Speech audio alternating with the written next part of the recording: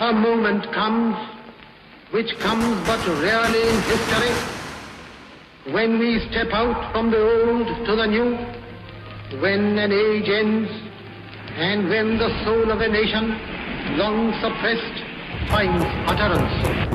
It is fitting that at this solemn moment we take the pledge of dedication to the service of India and her people, and to the still larger cause of humanity. Hindustan की आजादी की कहानी, जंजीरों से जकड़े दिन और गुप्त काली अंधेरी रातों की कहानी उनकी जिनके अनगिनत पीठ और कंधों पर चढ़कर आजादी का सूरज हिंदुस्तान के आसमान में उदित हुआ।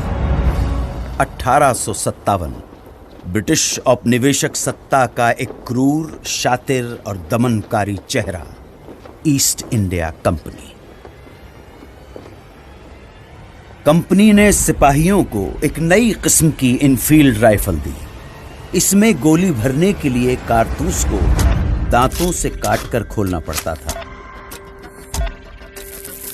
ऐसा करना हिंदू और मुस्लिम सिपाहियों की धार्मिक भावनाओं के विरुद्ध था, क्योंकि कारतूसें चर्बी से बनी हुई थी। और इन्हीं परिस्थितियों में अंग्रेजों के खिलाफ ऐतिहासिक विद्रोह का शंखनाद करने वाले प्रथम नायक थे मंगल पांडे।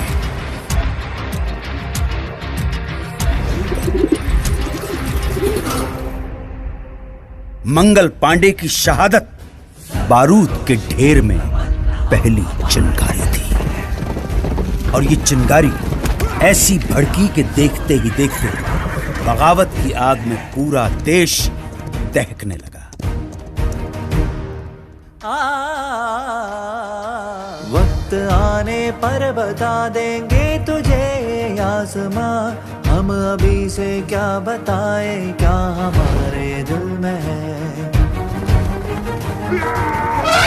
तूफानों की टोली और नसों में इनकलाब, होश दुश्मन के उड़ा देंगे हमें रोको ना। दूर रह पाए जो हमसे तुम कहाँ मंजिल में है, सरफरोशी की तमन्ना अब हमारे। हम तो घर से ही थे निकले बांध कर सर पे कफन, जहाँ हथेली पर ये लो बढ़ चले हैं एक। ऐ शहीदे मुल्क व मिल्लत मैं तेरे पर निसार, अब तेरी हिम्मत का चर्चा खैर की महफिल में है। सरफरोशी की तमन्ना अब हमारे दिल में है, देखना है और कितना बाजुए कातिल में है।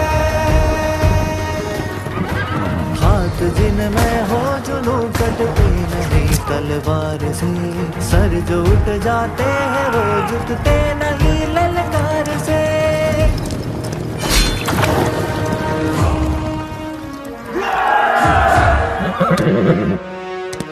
इनकी गाथा छोड़ चले हम झांसी के मैदानों में, जहाँ खड़ी है लक्ष्मी बाई मर्द बनी मर्दानों में।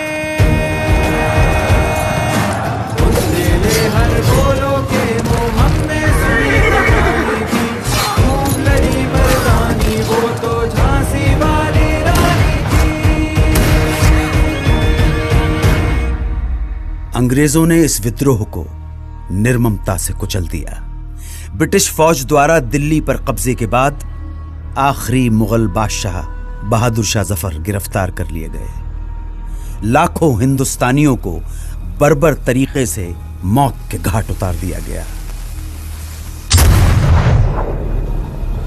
इसी के साथ स्वतंत्रता संग्राम के इतिहास में एक युग का अंत हो गया। वो खून कहो किस मतलब का जिसमें उबाल का नाम नहीं, वो खून कहो किस मतलब का आ सके देश के काम नहीं। लिए हथियार दुश्मन ताक में बैठा उधर, और हम तैयार है सीना लिए अपना इधर।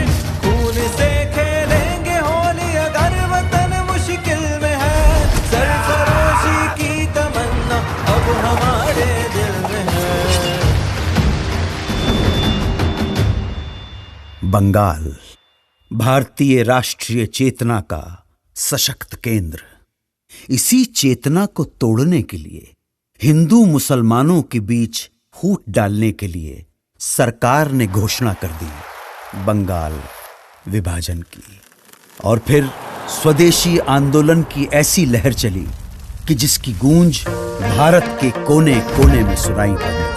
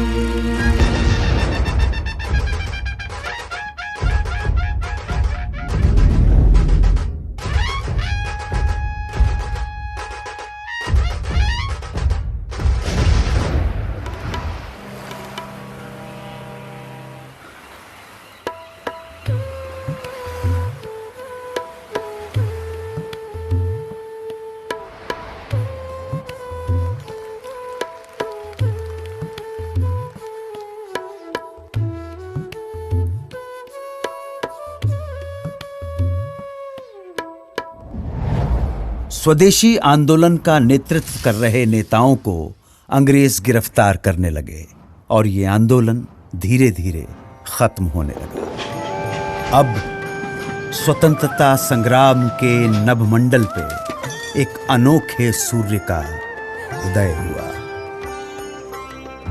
वैष्णव जन तो तेने कहिए जे पीड़ पराई जाने रे, पर दुखे उपकार करे तो मन अभिमान नाने रे।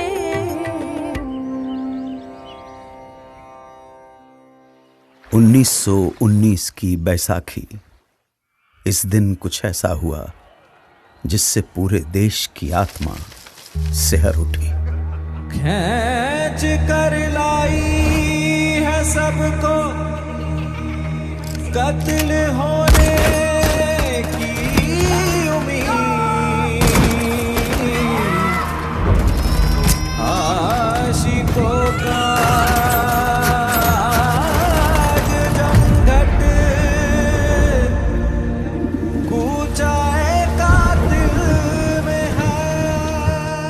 स्वतंत्रता संघर्ष को अब अगले मुकाम तक ले जाने के लिए महात्मा गांधी ने अहिंसक असहयोग आंदोलन की घोषणा की। इसका उद्देश्य स्वशासन की स्थापना और स्वराज्य की प्राप्ति थी। जनता ने इस घोषणा को हाथों हाथ लिया। लोगों ने सरकारी नौकरियों का, अंग्रेजी स्कूल कॉलेजों का, विदेशी कपड़ों और सामानों का बहिष्कार करना शुरू कर दिया और जनता स्वदेशी वस्तुओं का इस्तेमाल करने लगी। आंदोलन अपने उफान पर था। तभी गोरखपुर के चौरी चौरा में एक जुलूस के दौरान प्रदर्शनकारियों और पुलिस के बीच हिंसक मुठभेड़ हुई। इसमें 3 प्रदर्शनकारियों और 22 पुलिसकर्मियों की जानें चली गईं। हिंसा से आहत होकर गांधी जी ने असहयोग आंदोलन वापस ले लिया। इस फैसले से देश के एक बड़े हिस्से में मायूसी छा गई। उन्हीं दिनों गरम दल क्रांतिकारियों के इरादे कुछ और ही इशारा कर रहे थे।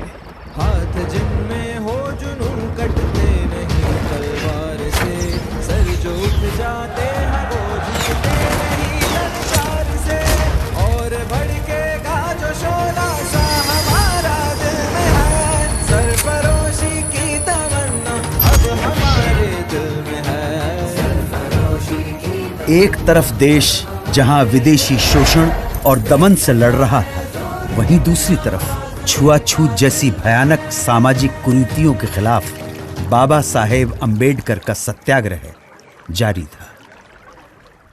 निर्दयी सरकार ने बारडोली के सूखाग्रस्त इलाकों में लगान पर छूट की बजाय उसे उल्टा बढ़ा दिया। तब सरदार वल्लभ भाई पटेल के नेतृत्व में किसानों ने सत्याग्रह का एक नायाब तरीका अपनाया। जब पुलिस लगान वसूलने गांव में आती तो उन्हें पूरा का पूरा गांव खाली मिलता।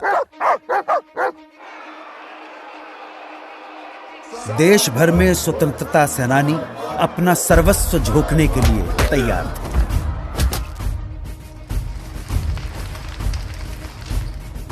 आजादी की लड़ाई अपने चरम की ओर बढ़ रही थी।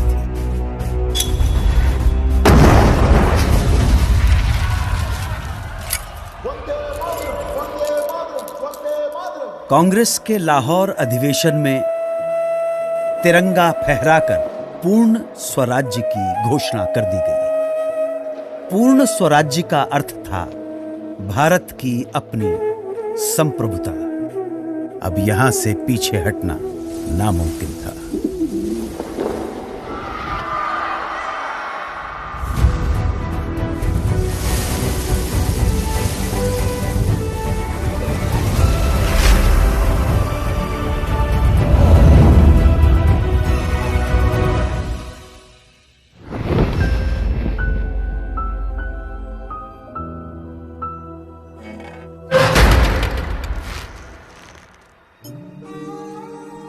चौबीस दिन 240 मील की यात्रा, एक वृद्ध फकीर का हाथ में लाठी लिए दुनिया के सबसे शक्तिशाली साम्राज्य को चुनौती देने के लिए निकल पड़ना। इस अद्भुत दृश्य में कुछ ऐसा जादू था कि देश भर में लोगों का मन आंदोलित हो उठा। बेरहम ब्रिटिश सरकार नमक जैसी बुनियादी चीज के उत्पादन और व्यापार पर रोक लगा चुकी थी और ब्रिटेन से आने वाला नमक भी भारी टैक्स लगाकर बेचा जाता था। तब गांधी जी ने इस नमक को ही आजादी के लिए संघर्ष का मारक हथियार चुन लिया। दांडी तट पर गांधी जी ने मुट्ठी भर नमक उठाकर ऐलान किया कि इस कदम से ब्रिटिश साम्राज्य की नींव हिलाई जा रही है। उन्होंने नमक बनाकर कानून तोड़ दिया और इसके साथ ही देश भर में सत्याग्रह की पुरजोर लहर चल पड़ी। देखते ही देखते मद्रास, कालीकट, असम, बंगाल, आंध्र प्रदेश और देश के दूसरे इलाकों में भी नमक यात्राएं शुरू हो गई। खुदाई खिदमतकार अब्दुल गफ्फार खान के नेतृत्व में 50,000 अमन सुकून के साथ सत्याग्रहियों का समूह। किस्सा ख्वानी बाजार में पुलिस ने इस समूह पर खुलेआम गोली चला दी। जब आगे खड़े लोग छलनी होकर गिर पड़े, तब पीछे खड़े सत्याग्रही आगे आते गए और सीना तानकर गोलियां खाते गए। अहिंसा के इरादों पर अटल उन्होंने पुलिस पर पलटकर वार नहीं किया।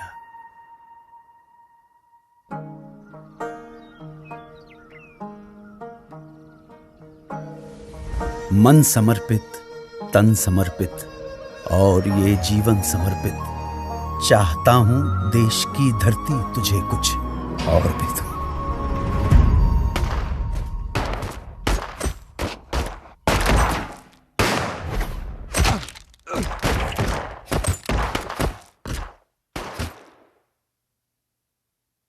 इस रंग में रंग के शिवा ने माँ का बंधन खोला, यही रंग भी हल्दी घाटी में था प्रताप ने घोला। नव बसंत में भारत के हित में वीरों का यह टोला, दूर फिरंगी को करने को लहू में अपने घोला। ओ मेरा रंग दे बसंती चोला, माए रंग दे, ओ मेरा रंग दे बसंती चोला, माए रंग दे। जिंदाबाद इंकलाब, जिंदाबाद इंकलाब, जिंदाबाद इंकलाब, जिंदाबाद इंकलाब, जिंदाबाद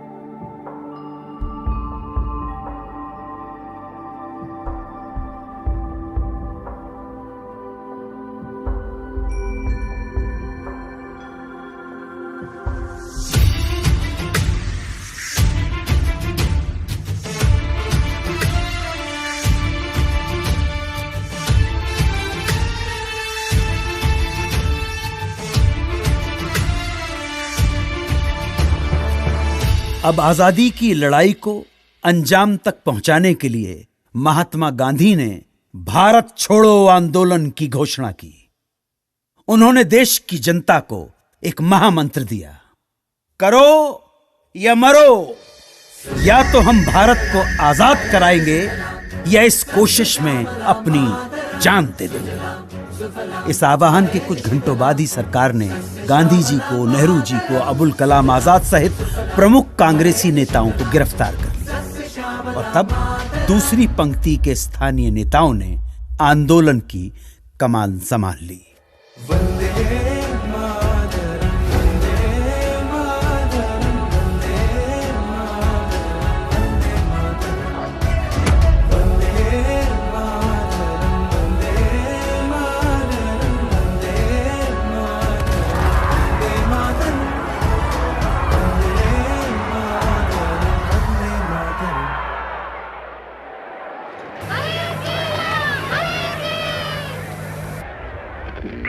Congress Radio calling on 42.34 meters from somewhere in India.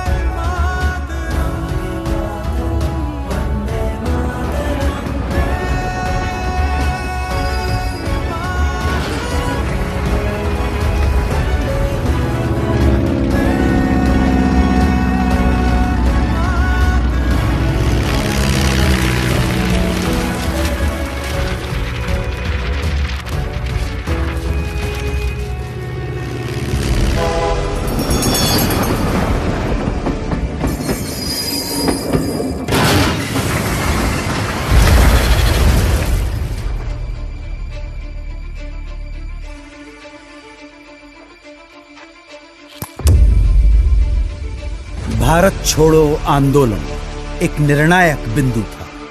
इस आंदोलन में पूरा देश कूद पड़ा। पुलिस थानों, कचहरियों, रेलवे स्टेशनों और अंग्रेजी सत्ता के दूसरे प्रतीकों पर कब्जा कर उन पर तिरंगा फहराया जाने लगा। बौखलाई सरकार ने न सिर्फ लोगों के साथ मारापीटी की, न सिर्फ भारी संख्या में लोगों की गिरफ्तारियां हुई, बल्कि कई बार तो फौजी हवाई जहाज से निहत्थे लोगों पर गोलियां तक बरसाई।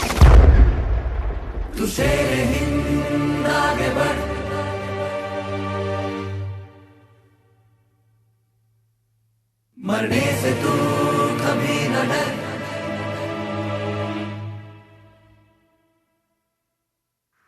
अंग्रेजी अत्याचार के प्रतिघात में नेताजी सुभाष चंद्र बोस के नेतृत्व में उन्हीं दिनों जापान, मलय और बर्मा में आजाद हिंद फौज के झंडे तले एक प्रखर सैन्य मुहिम जारी थी।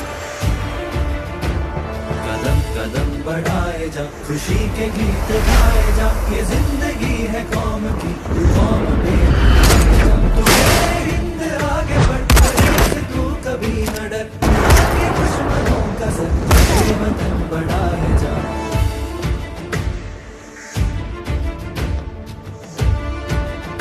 द्वितीय विश्व युद्ध में जापान की हार के बाद आजाद हिंद फौज का विघटन हो गया और इसके साथ ही ये सपना यहीं अधूरा रह गया।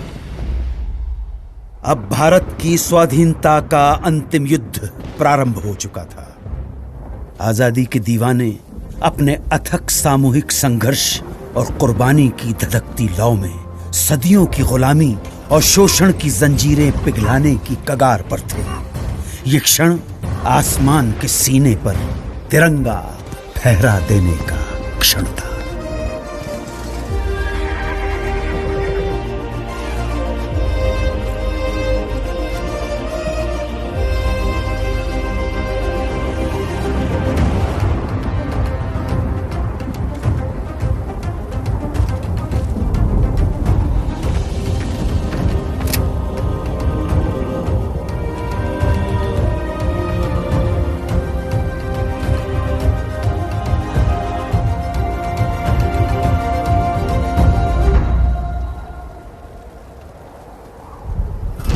Long years ago, we made a tryst with destiny, and now the time comes when we shall redeem our pledge.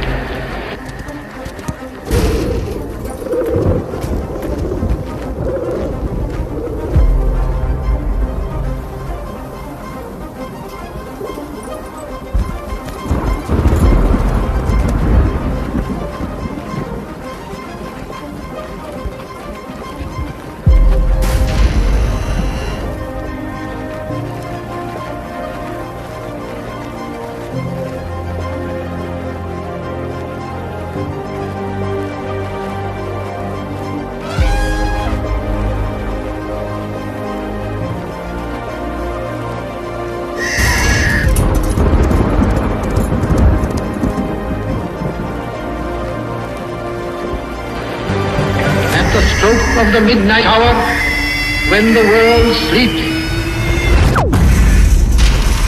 India will awake to life and freedom.